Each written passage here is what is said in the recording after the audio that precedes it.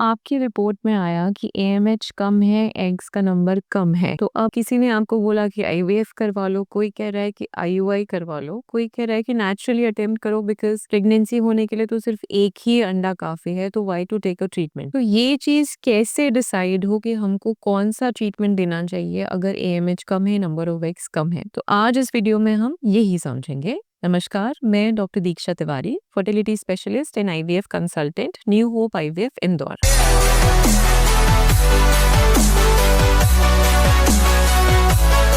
AMH कम आया है, नंबर ऑफ एग्स कम आए हैं, तो ये समझना इम्पोर्टेंट है कि बार-बार हम एग्स की बात क्यों करते हैं, इतना हम स्पर्म के बारे में डिस्कस क्यों नहीं करते हैं, because there is a basic difference in the physiology of a female and a male. एक महिला में बहुत सारे हार्मोनल चेंजेस होते हैं, there is a reproductive age period जहाँ पर आप प्रेगनेंसी प्लान कर सकते हैं, उसके पहले भी कुछ नहीं होता और उसके बाद में भी। तो ये जो पीरियड है, ये कब से स्टार्ट होता है? बेसिकली ये पीरियड स्टार्ट होता है जब से महीने आने स्टार्ट होते हैं, जब से मेंस्ट्रुअल साइकिल स्टार्ट होता है, वहां से एग्स बनने की प्रक्रिया चालू होती है। उसके बाद ये हर महीने कुछ अंडे रिक्रूट होते हैं जो कि या तो प्रेगनेंसी देते हैं या फिर पीरियड आ जाता है। ये प्रोसेस चलता रहता है till the age of menopause, जिसके पहले एक पेरीमीनोपॉजल पीरियड आता है और उसके बाद menopause, you hit menopause. Menopause मतलब एग्स खत्म हो गए हैं, जो रिजर्व है वो खत्म हो चुका है और महीने बंद हो चुके हैं। तो ये होने वाली चीज है महिला में, ऐसा कुछ पुरुष में नहीं होता है। उनमें कोई भी मीनोपॉज अटेन नहीं होता है, उसमें स्पर्म्स हमको 45-50 में भी मिलते हैं, बट महिला में ऐसा नहीं होता है। इसलिए बार बार एएमएच या नंबर ऑफ एग्स पे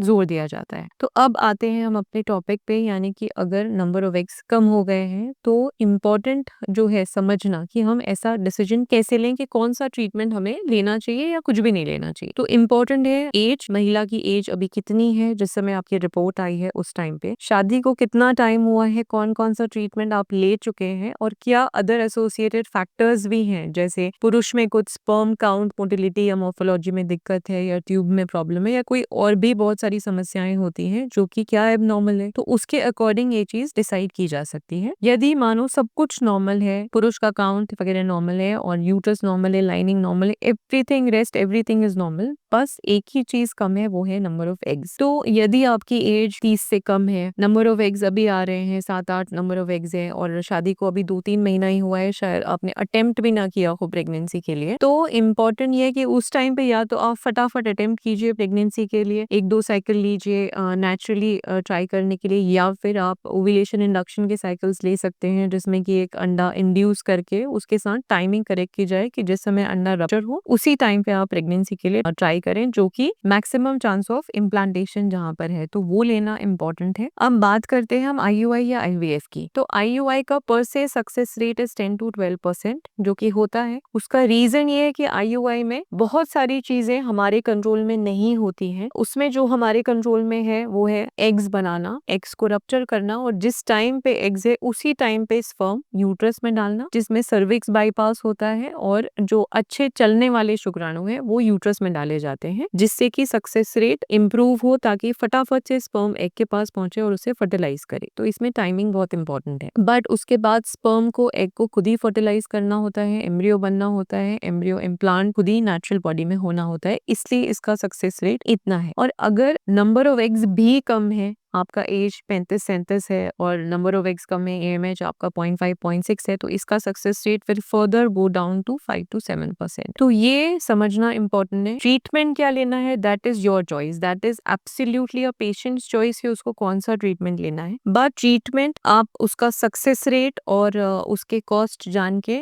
ले सकते हैं। तो जैसे हम आईयूआई की बात कर रहे हैं, that is a cost effective treatment but with this much of success rate. IVF का जब हम बात करते हैं तो आईवीएफ आप ऑप्ट कर सकते हैं because that will give you the maximum success rate in this case scenario. अगर एएमएच कम है, नंबर ऑफ एग्स कम है, तो उससे पहले कि वो बिल्कुल ही खत्म हो जाए, उसके पहले उसे यूज करना for maximum success rate is suggestible as a fertility specialist, मैं सजेस्ट करूंगी। बट हाँ, इंपॉर्टेंट ये भी देखना है कि अगर अभी अभी आपकी शादी हुई और कुछ भी अटेम्प्ट नहीं किया तो you can attempt naturally also, but under guidance, under discussion चीजें समझनी बहुत जरूरी है और ऐसे ही उस चीज़ को डिले नहीं करना है, समझना है पहले, उसके बाद आप कौन-सा रास्ता चुनना चाहते हैं, उसका सक्सेस रेट कितना है, उसका कॉस्ट कितना है, उसमें टाइम टू प्रेगनेंसी कितना लगेगा, कब तक प्रेगनेंसी आ जाएगा, ये पहले अपने डॉक्टर से डिस्कस कर लें। Then select one option and go ahead with a positive attitude.